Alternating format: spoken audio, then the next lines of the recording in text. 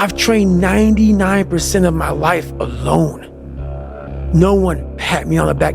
I did all of the work alone. And while I'm still hard on myself, I know what I did. You had nobody anyway, motherfucker. So see how I'm talking myself right now? That's me. That shit fires me the fuck up. That shit makes me fucking nuts. You had nobody anyway, motherfucker. Look around you. There was no fucking team. It was you. There was no weight loss program or mom and dad waking you up saying you can do it, you can be better, trying to build belief. You built belief when you had nothing. Rock bottom. You did that. So as times get hard for me, the truth comes out. And my truth is powerful as fuck. It's real. It's tangible. I feel it. It comes out of my brain as I speak about it. I'm reliving every single dark moment of my life to be here. So that is what people don't get. That is what motivates David Goggins, is the unseen work. A lot of you are trying to find inspiration and motivation with a depressed mindset. You're depressed because you're not doing shit with yourself. You don't find inspiration by not living in the grip of life. You need to live in the grip of life to find inspiration. Put challenges in front of yourself. When you put a challenge in front of yourself and you attack it, that's when you find inspiration. Try to be 10% better than you were last week. So if you're running 30 miles a week, run 33. If you're swimming 500 meters, swim 550. And some of you aren't doing shit, you're 10%, you're just getting off the fucking couch.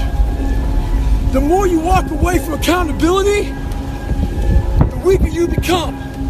Find yourself in the grip of life. You can't find yourself by doing nothing.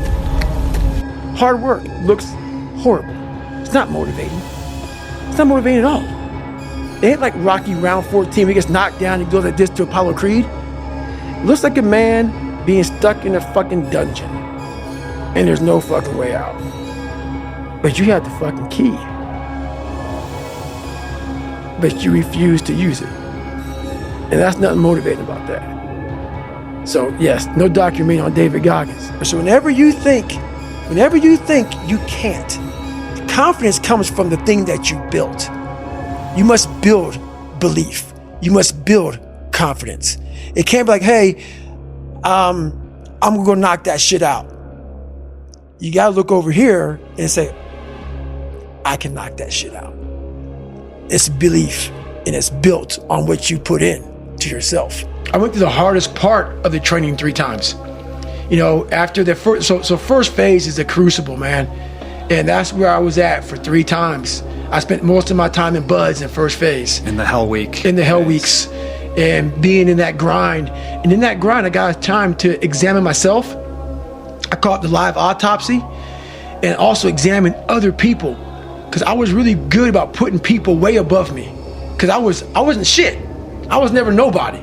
So for me to be on the same stage as these great wannabe Navy SEALs and buzz trainers, like, my God, you guys are amazing. I actually got here with you all. Thank you so much for allowing me into play. But as I was there for so long, I got a really good chance to sit back, because now the cold water is just water now. It's no longer cold anymore. Your mind starts to change. They say get in the water, most people think about it. For you, it became my life. So I started learning that if you start to change your mindset versus it being like, oh my God, this sucks, I became a professional bud student. So I wasn't gonna leave until I graduated. So I started realizing, if this is my home, this is what I am, I had to always reset the bar. I had to reset my new norm. There always had to be a new norm. So one thing we don't do is we don't have a new norm. My new norm is you get up every fucking morning at 4 o'clock and you suffer. This is your new norm. That became my new fucking life. Most people want to get out of it. I said, no, motherfucker, this is your new life. This is who you are. Your new norm is you wake up and you suffer. And I started realizing, if that's my mentality, this shit ain't hard anymore.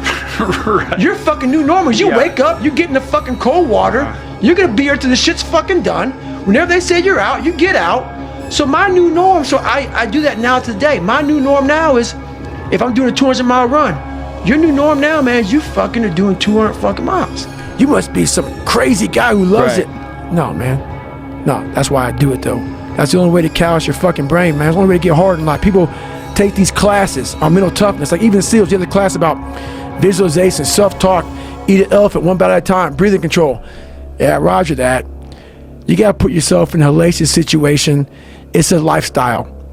How are you gonna react? How are you gonna react? Like all that training goes out the fucking door when you're in the fucking cold water and you're fucking miserable, and it's the first hour of 130 hours of Hell Week, and that first wave goes over your head, and you're the coldest you've been in your life, and your mind goes from hour 1 to hour 130. All that fucking self-talk and shit, dude, you ain't thinking about that. You think about getting the fuck out of here. But if you live this shit on a daily basis and you know how to calm your mind down, the self-talk will help. All that stuff will help. But usually we react. We have pain, we have suffering, we react, and we react about get the fuck out of here. We gotta go. It's those people who are able to control that fucking feeling of fucking flight and say, nah, motherfucker, there's a way through this. It's not gonna be here forever. I'm not cold right now. I went through 3 of them. I'm not cold now. I'm in a nice warm studio with you. You gotta think about that shit. The shit's gonna end. It's gonna end, but we don't know that. We don't think that. At that time, it's gonna last forever. And then you get to sit back on Friday with everybody walking across the, you know, back on the grinder, all the 16, 17, 18 guys that graduated Hell Week, and you get a chance to watch these guys victorious. And then you get the chance to think about that. You take that hot, warm shower, first thing that comes to your fucking mind is, why the fuck did I quit? So what keeps me going? I've quit several things. I know what's on the back end of fucking quitting. It's a lifetime of thinking about, why the fuck did I do that? And I ain't fucking doing that no more. But the one thing I'm most scared of in the world is losing touch with the best thing in the world is your mind. Your mindset, how you can picture yourself, how you can focus, how you can drive, how you can put yourself in so many situations to get out of it.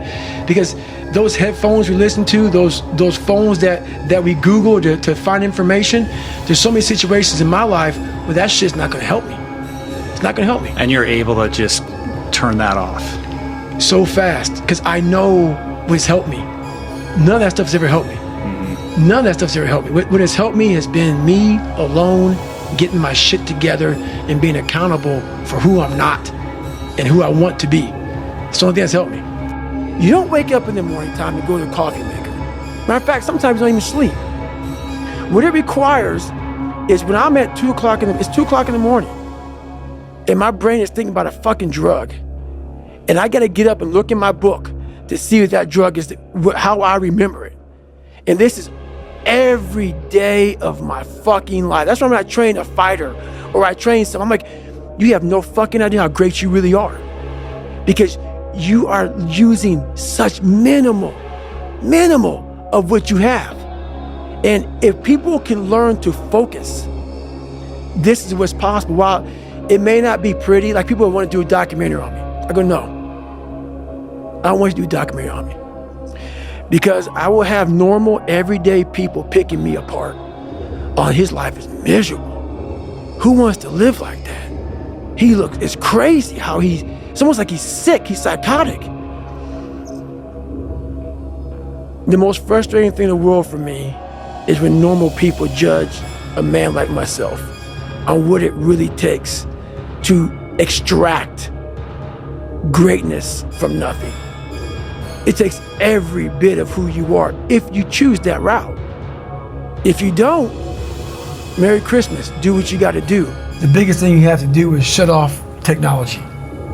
You have to go dark. What I mean by that is you have to be quiet in your mind.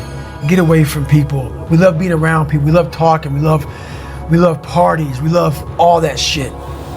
It's okay to be alone. It's also okay to be unhappy. It's okay to be unhappy sometimes, man.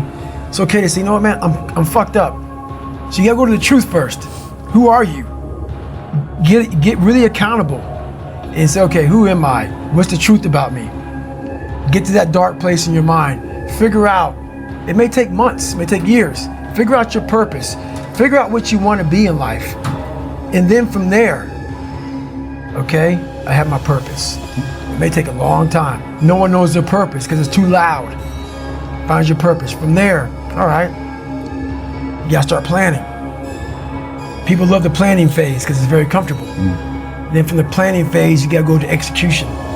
So the execution phase, what we all hate, because that's where the real work begins, and that's when the failure happens, and the failure. So, but you know, that's kind of how you have to do it. Yeah.